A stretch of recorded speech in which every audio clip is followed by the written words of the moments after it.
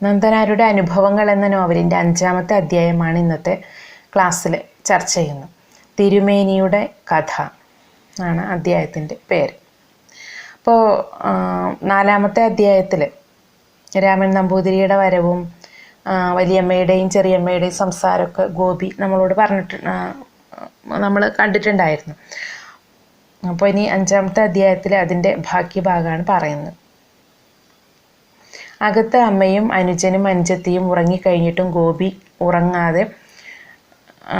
ഉമ്മറത്ത് തിണ്ണയിൽ തന്നെ കിടന്നു. നേരത്തെ പറഞ്ഞതാണല്ലോ, അവർ അകത്ത് പോയി ഉമ്മറത്ത് ഒറ്റയ്ക്ക് ഇരുന്നപ്പോൾ തനിക്ക് ആശ്വാസം തോന്നി എന്നൊക്കെ കഴിഞ്ഞ അധ്യായത്തിൽ പറഞ്ഞിട്ടുണ്ട്. രാമൻ നമ്പൂതിരി അമ്പലത്തിൽ നിന്ന് വന്ന ശേഷം ഏതായാലും ഇന്ന് ഉറക്കമുള്ളൂ, സമയം എത്ര വൈകിയാലും ശരി.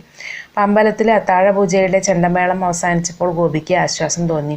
ഇനി രാമൻ നമ്പൂതിരി നേരെ എമ്പ്രാന്തിരിയുടെ മഠത്തിലേക്ക് പോകും. ഊണും അവിടെയാണല്ലോ, പണ്ടേയുള്ള പതിവാണ്. എമ്പ്രാന്തിരിയുടെ മഠത്തിലെ അത്താഴത്തിന് ശേഷം ഒന്ന് മുറുക്കിയെന്നും വരാം ഇന്ന്. ഇവിടെ വന്ന് മുറുക്കാൻ വലിയമ്മയുടെ ചെല്ലത്തിൽ ഒന്നുമില്ലല്ലോ. അമ്മയുടെ ചെല്ലത്തിൽ വല്ലതും ഉണ്ടോ ആവോ? പതുക്കെ എഴുന്നേറ്റ് ശബ്ദമുണ്ടാക്കാതെ അമ്മ കിടക്കുന്ന മുറിയിലേക്ക് ചെന്നപ്പോൾ അമ്മ ഞെട്ടി ഉണർന്ന് ചോദിച്ചു, എന്താ? ചെല്ലത്തിൽ വല്ലതും ഉണ്ടോ? രാമൻ നമ്പൂതിരിക്ക് മുറുക്കാൻ? വലിയമ്മയുടെ ചെല്ലത്തിൽ ഒന്നുമില്ല അത്രയും. ഇവിടെ ഒന്നുമില്ല. വിശ്വാസം വരുത്താനെന്നോണം എന്നിട്ടും ചെല്ലം തുറന്ന് പരതി നോക്കിയില്ല, ഒന്നുമില്ല. അടപ്പനും പിശാത്തിയും മാത്രമുണ്ട്. ഗോപി ചെല്ലം അടച്ചു വെച്ച് വീണ്ടും ഉമ്മർത്ത് വന്ന് കിടന്നു. നിശബ്ദമായ ചുറ്റുപാട്, ഇടവഴിക്ക് അപ്പുറത്തെ പൊന്തക്കാടുകളിലെ ഇടയ്ക്കിടയ്ക്ക് മിന്നാമിനുങ്ങുകളുടെ വെളിച്ചം. നിശബ്ദത പെട്ടെന്ന് വഞ്ചിക്കപ്പെട്ടു. കുട്ടൻ നമ്പീശൻ വിസ്തരിച്ചു കാർക്കിച്ചു തുപ്പുന്ന ശബ്ദം. കുട്ടൻ നമ്പീശൻ കാർക്കിച്ചു തുപ്പുമ്പോഴത്തെ ഒരു കോലാഹലം. എല്ലാവിധത്തിലും കുട്ടൻ നമ്പീശൻ ഒരസാധാരണ മനുഷ്യൻ തന്നെയാണ്. എല്ലാവിധത്തിലും കുട്ടൻ നമ്പീശൻ ഒരു അസാധാരണ മനുഷ്യൻ തന്നെയാണ്. കൂലത്തൊഴിലായ അമ്പലത്തിലെ കഴകക്കാര്യത്തിലൊന്നും വേണ്ടത്ര താല്പര്യം അദ്ദേഹത്തിനില്ല. താല്പര്യം സംസ്കൃതത്തിലാണ്. ഇത്രയും സംസ്കൃത പാണ്ഡിത്യമുള്ള ഒരാൾ അടുത്തെങ്ങും ഇല്ലെന്നാണ് ജനസംസാരം. സംസ്കൃത പാണ്ഡിത്യത്തിൽ ഒരു കൊലകൊമ്പൻ. പിന്നെ നമ്പീശൻ്റെ മുൻചുണ്ടി നാട്ടിൽ പ്രസിദ്ധമാണ്. മുൻചുണ്ടി മൂക്കത്തു തന്നെയാണ്. കാർക്കിച്ചു തുപ്പുന്നതിൻ്റെ കാര്യം പിന്നെ പറയുകയും വേണ്ട. അതിൻ്റെ ഘോഷം, കോലാഹലം അങ്ങ് ദൂരെ കേൾക്കാം. കുട്ടൻ നമ്പീശൻ എന്ന് പറയുന്ന ആ ഒരു കഥാപാത്രത്തെ നമ്മളുടെ മുമ്പിൽ അവതരിപ്പിക്കുകയാണ് ഗോപി. അപ്പോൾ കുട്ടൻ നമ്പീശൻ്റെ മാരോൾമ കാഴ്ചയിലും സ്വഭാവത്തിലും ഒരുപോലെ നല്ല സ്ത്രീയാണ്. മാരോൾമ എന്ന് പറഞ്ഞാൽ അയാളുടെ ഭാര്യ, അവരുടെ വിഭാഗത്തിൽപ്പെട്ട സ്ത്രീകൾക്ക് പറയുന്ന പേരാണ്. അപ്പോൾ അവർ ഭർത്താവിൻ്റെ അസാധാരണ പ്രകൃതത്വം എങ്ങനെ സഹിക്കുന്നുവോ ആവോ, ഊഹിക്കാനും കൂടി സാധിക്കുന്നില്ല. അമ്പലത്തിൽ പോകുമ്പോഴും വരുമ്പോഴും അവർ ഒരു തോർത്തുമുണ്ടു പുതച്ചിരിക്കും. അമ്പലത്തിൽ ചെന്ന് മാലകെട്ടാൻ തുടങ്ങുമ്പോൾ ദേഹത്തിൽ തോർത്തുമുണ്ട് കാണില്ല. കുട്ടിച്ചാത്തൻ്റെ ഉപദ്രവമുള്ള വീടാണ് കുട്ടൻ നമ്പീശൻ്റെ. വീട്ടുമുറ്റത്തെത്താൻ പടി കടന്ന ശേഷം കുറേ ഒതുക്കുകല്ലുകൾ ഇറങ്ങിയിട്ട് വേണം. മുറ്റത്തെത്തിയാലോ അരണ്ട വെളിച്ചവും നനവുമുള്ള ഒരറയിൽ എത്തിപ്പെട്ട അനുഭവമാണ്. കൊടും വേനൽ കൂടി മുറ്റത്ത് നനവുണ്ടാവും. തൊടിയിൽ വളർന്നു നിൽക്കുന്ന വൃക്ഷങ്ങളുടെ കൊമ്പുകൾ ഓട്ടിൻപുറത്തും മുറ്റത്തുമെല്ലാം നിഴൽ വിരിച്ചതാവാം കാരണം. അപ്പോൾ അവരുടെ ആ കുട്ടൻ നമ്പീശൻ എന്ന് പറയുന്ന കഥാപാത്രത്തിൻ്റെ വീടും സ്വഭാവവും ഒക്കെ പറഞ്ഞു. അമ്പലത്തിൽ അവിടുത്തെ വൃത്തിയാക്കൽ തുടങ്ങിയിട്ടുള്ള ജോലികളാണ് അദ്ദേഹം ചെയ്യേണ്ടത്. പക്ഷേ അദ്ദേഹം സംസ്കൃത പണ്ഡിതനായതുകൊണ്ട് അദ്ദേഹത്തിന് അതിലാണ് താല്പര്യം. ഇങ്ങനെ അമ്പലത്തിലെ ജോലികളൊന്നും ചെയ്യാനായിട്ട് വലിയ താല്പര്യം ഇല്ലാത്തൊരു അവസ്ഥയാണ്. നനവുള്ള മുറ്റത്തുകൂടെ നടന്ന് വീടിൻ്റെ പിൻഭാഗത്തെ തൊടിയിലേക്ക് പോയപ്പോൾ അവിടെ ചെറിയൊരു കുളം കാണാം. കുളമെന്ന് വെച്ചാൽ കുളത്തിൻ്റെ ആവശ്യത്തിന് വേണ്ടി കുഴിച്ച കുളമൊന്നുമല്ല അത്. ഒരു കല്ലുവെട്ടാൻ കുഴി. കല്ലുവെട്ടിയെടുത്തപ്പോൾ ഉണ്ടായ താഴ്ചയിൽ വെള്ളമുണ്ടായപ്പോൾ അതൊരു കുളമായി മാറി. ആകൃതിയില്ലാത്ത ഒരു കുളം. അതെന്തായാലും കുളത്തിൽ വെള്ളം എക്കാലത്തും സുലഭം. അതാണല്ലോ കാര്യം. അങ്ങനെ ഇരിക്കുമ്പോൾ കേൾക്കാം കുട്ടൻ നമ്പീശൻ്റെ വീട്ടിൽ നിന്നും കൂക്കും വിളിയും അട്ടഹാസവും. അതേ തുടർന്ന് പുരപ്പുറത്തും ചറപറ കല്ലുകൾ വന്നു വീഴുന്ന ശബ്ദവും. ചിലപ്പോൾ ഭക്ഷണപദാർത്ഥങ്ങൾ മലമൂത്ര വിസർജനം ചെയ്തിരിക്കുന്നതായും കാണാമെത്രേ. എല്ലാം കുട്ടിച്ചാത്തൻ്റെ ഉപദ്രവം.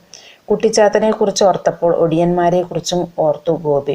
അവരുടെ വിഹാരരംഗം മുയ്യാലുകുന്നിൻ്റെ അടിവാര പ്രദേശമാണ്. രാത്രിയായാൽ പാണന്മാരും പറയന്മാരും ഒടിമറിഞ്ഞ് എത്തുകയായി അവിടെ. വല്ലവരും ആ വഴിക്ക് പോയോ? എന്നാൽ പിന്നെ ജീവനോടെ ഇങ്ങോട്ടില്ല. ദുർലഭം, ചിലപ്പോൾ ഒടിയന്മാരും കുടുങ്ങിപ്പോകുമത്രേ. ഹെഡ് കോൺസ്റ്റബിൾ രാരിച്ചൻ നായർ ഒരിക്കൽ ഒടിയന്മാരെ കുടുക്കിൽപ്പെടുത്തുകയുണ്ടായി. സമയം അർദ്ധരാത്രി കഴിഞ്ഞിരിക്കും. രാരിച്ചൻ നായർ മുയ്യാലുകുന്നിൻ്റെ അടിവാരത്തിലൂടെ വീട്ടിലേക്ക് മടങ്ങുകയായിരുന്നു. അപ്പോൾ അതാ മുന്നിൽ 2 വെളുത്ത കാളകൾ. ഹെഡ് കോൺസ്റ്റബിളിന് ഉടൻ മനസ്സിലായി സംഗതി പിശകാണെന്ന്. നമ്മുടെ അടുത്തോ വേല, കാണിച്ചു തരാം. ഹെഡ് കോൺസ്റ്റബിൾ അല്ലേ. കയ്യിൽ ഒരു കുറുവടി ഉണ്ടായിരുന്നു. ഒട്ടും വൈകാതെ കാളകളെ പ്രഹരിക്കാൻ തുടങ്ങി. തലങ്ങും വിലങ്ങും തല്ല്, ശരവർഷം തല്ല്. ആദ്യത്തെ അടിക്ക് തന്നെ കാളകൾ 2 പാണന്മാരുടെ രൂപത്തിലായത്രേ. എന്നിട്ടു കരച്ചിലോട് കരച്ചിൽ, തെറ്റു പറയൽ. ഇല്ലം പ്രാനെ, ഇനി അടിയങ്ങൾ ഇപ്പണിക്ക് പോകൂല. അടിയങ്ങളെ തല്ലരുത്, കൊല്ലരുത്. രാരിച്ചൻ നായരുണ്ടോ? അവരെ വിടുന്നു. മതിയാവോളം കൈയുടെ ശക്തി തീരുന്നത് വരെ അടിച്ചു. അവസാനം ഇനി ഇപ്പണിക്ക് പോവില്ലെന്ന് അവരെ കൊണ്ട് വീണ്ടും വീണ്ടും സത്യം ചെയ്യിച്ചിട്ടാണത്രേ വിട്ടത്. രാരിച്ചൻ നായർ ആളൊരു ഭയങ്കരൻ തന്നെയാണ്.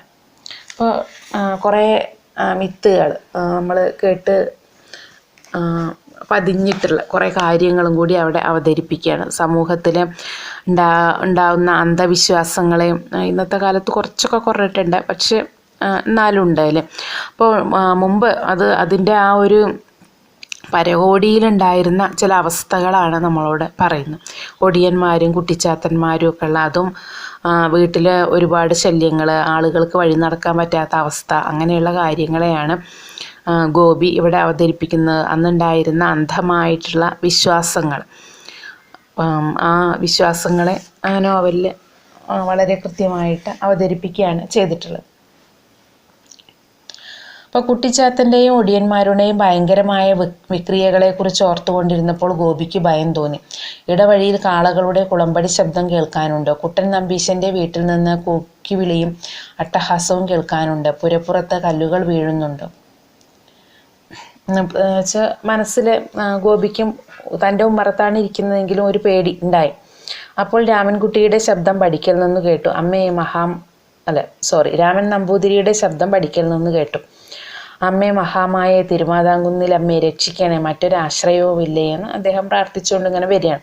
ഗോപി പടിയിൽ നിന്ന് എഴുന്നേറ്റു. രാമൻ നമ്പൂതിരി നടന്നു വന്ന് പത്തായപ്പുരയുടെ മുറ്റത്തെത്തിയപ്പോൾ ചോദിച്ചു, ആരാ അത്? ഗോപിയല്ലേ? അതാ, എന്നാ കൈനീട്ട്. ഗോപി കൈനീട്ടി. ഒരു നെയ്യപ്പം കൂടിയുണ്ട് അദ്ദേഹത്തിൻ്റെ കയ്യിൽ. അത് ചിന്നക്കുട്ടന് കൊടുക്കാനാവും. രാമൻ നമ്പൂതിരി നാലുകെട്ടിലേക്ക് പോയി. ഗോപി നെയ്യപ്പം വാസനിച്ചു നോക്കി. നല്ല വാസന. ഒരു കഷ്ണം പൊട്ടിച്ചെന്നു. ബാക്കിയുള്ളതുമായി അമ്മയുടെ അടുത്തേക്ക് ചെന്നു. ഉറങ്ങിക്കിടക്കുകയായിരുന്ന അമ്മയെ അവൻ വിളിച്ചു. അമ്മേ, അമ്മേ. അമ്മ വീണ്ടും ഞെട്ടി ഉണർന്നു. ഇനിയും വന്ന് കിടക്കാറായില്ലേ നിനക്ക്? എത്രയായി നേരം അത്താഴപൂജ കഴിഞ്ഞിട്ടേ ഉള്ളൂ. ഇതാ ഒരു കഷ്ണം നെയ്യപ്പം രാമൻ നമ്പൂതിരി തന്നതാ. ഒരു കഷ്ണം ഞാൻ തിന്നു. ബാക്കി ഉള്ളതിതാ. എനിക്ക് വേണ്ട, നീ എന്നെ തിന്നു. രാമൻകുട്ടിക്കും ആളുകുട്ടിക്കും കൊടുക്കണ്ടേ? എന്നാൽ അതാ ജനൽമേൽ വെച്ചളാം. ഉറുമ്പ് വന്നാലോ? എന്നാൽ എൻ്റെ കയ്യിൽ കൊണ്ടാ. അമ്മ എഴുന്നേറ്റ് കൈനീട്ടി. ഗോപി അപ്പം അമ്മയുടെ കയ്യിൽ കൊടുത്ത ശേഷം പറഞ്ഞു, ഞാനിപ്പോൾ വരാം. 4 കെട്ടിലോളം ഒന്ന് പോകട്ടെ. എന്തിനാ അപ്പോൾ അങ്ങോട്ട് പോണത്? ഏടത്തിയുടെ ചീത്ത കേട്ടു ചെറിളിയാനോ? ഞാനിപ്പോൾ വരാം. ഗോപി 4 കെട്ടിലേക്ക് പോയി. മുനിഞ്ഞു കത്തുന്ന റാന്തൽ വിളക്കിൻ്റെ പ്രകാശം തങ്ങി നിൽക്കുന്ന 4 കെട്ടിൻ്റെ പൂമുഖത്ത് രാമൻ നമ്പൂതിരി ചെരിഞ്ഞു കിടക്കുന്നു. നരച്ചതെങ്കിലും സമൃദ്ധമായ നനഞ്ഞ തലമുടി പിന്നോട്ടഴിച്ചിട്ടിരിക്കുകയാണ്. മുഖത്തേക്ക് സൂക്ഷിച്ചു നോക്കിയപ്പോൾ മനസ്സിലായി മുറുക്കിയിട്ടുണ്ടെന്ന്. എമ്പ്രാന്തിരിയുടെ മഠത്തിൽ നിന്ന് അത്താഴത്തിന് ശേഷം മുറുക്കിയതാവും. എവിടെ വന്നാൽ മുറുക്കാൻ ഒന്നുമില്ലെന്നറിയാമല്ലോ. വലിയമ്മയും ചെറിയമ്മയും പൂമുഖത്ത് തന്നെയുണ്ട്. ഗോപിയെ കണ്ടപ്പോൾ വലിയമ്മ വെറുപ്പോടെ മുഖം വെട്ടിച്ചുകൊണ്ട് പറഞ്ഞു, എത്തി. വെറുപ്പ് ചെറിയമ്മയ്ക്കും ഉണ്ടായിരുന്നു. ചെറിയമ്മ ചോദിച്ചു, ഇന്ന് വെപ്പുണ്ടായിരുന്നോ? ഗോപി തലയാട്ടി. 2 നേരം വെപ്പുണ്ടായിരുന്നോ? ഇല്ല, ഉച്ചയ്ക്ക്. ഇപ്പോൾ വൈകുന്നേരം എന്തേ കഴിച്ചത്? ലേശം ആറച്ചോറുണ്ടായിരുന്നു. അത് എന്തേ കൂട്ടാൻ? ചേമ്പിൻ്റെ തണ്ട് പുളിയൊഴിച്ച്. രാമൻ നമ്പൂതിരി ഒരു നീണ്ട കോട്ടുവായിട്ടപ്പോൾ ചെറിയമ്മ രാമൻ നമ്പൂതിരിയുടെ നേരെ തിരിഞ്ഞു ചിരിച്ചുകൊണ്ട് ചോദിച്ചു, ഇന്ന് എവിടുന്നാണാവോ വരണേ? ഇല്ലത്തുനിന്ന് തന്നെയാണ്. വിശേഷിച്ചൊന്നുമില്ലാലോ? ഇല്ല. വാഴയങ്കട ഉത്സവത്തിന് പോയിരുന്നില്ലെന്നോ? പിന്നല്ലാതെ. എങ്ങനെയുണ്ടായിരുന്നു ഇക്കൊല്ലത്തെ ഉത്സവം? ഗംഭീരായി. അപ്പോൾ എന്തൊക്കെ കേട്ട് കഴിഞ്ഞാലും ഗോപിക്ക് പിന്നെ ഇവരോടൊന്നും ഒരു വെറുപ്പില്ല എന്നുള്ളതിൻ്റെ തെളിവാണ് വീണ്ടും വീണ്ടും അവിടേക്ക് ഇങ്ങനെ പോണത്. ഇങ്ങനെയൊക്കെ പറഞ്ഞു കഴിയുമ്പോഴും അത് അവരുടെ ഒരു സ്ഥിരം സ്വഭാവം എന്നുള്ള രീതിയിൽ മാത്രമേ ഗോപി അതിനെ കാണുന്നുള്ളൂ. അപ്പോൾ വലിയമ്മ രാമൻ നമ്പൂതിരിയോട് കാര്യമായിട്ട് ഒന്നും തന്നെ പറയുന്നില്ല. പക്ഷെ ചെറിയമ്മ അദ്ദേഹത്തോട് ലോഗ്യമായിട്ട് സംസാരിക്കുക. അപ്പോൾ ഗോപി ഉത്കണ്ഠയോടെ നിശബ്ദനായിരുന്നു. ഇനി വാഴയങ്കട ഉത്സവത്തിന് പോയ കഥ രാമൻ നമ്പൂതിരി വിശദമായി പറയാതിരിക്കില്ല. എന്തൊരു സുഖമായിരിക്കും അദ്ദേഹത്തിൻ്റെ വിവരണം കേൾക്കാൻ. അമ്മ പറഞ്ഞതു കേൾക്കാതെ വലിയമ്മയുടെയും ചെറിയമ്മയുടെയും വെറുപ്പ് കാര്യമാക്കാതെ നാലുകെട്ടിൻ്റെ പൂമുഖത്തേക്ക് വന്നത് രാമൻ നമ്പൂതിരിയുടെ സംസാരം കേൾക്കാനാണ്.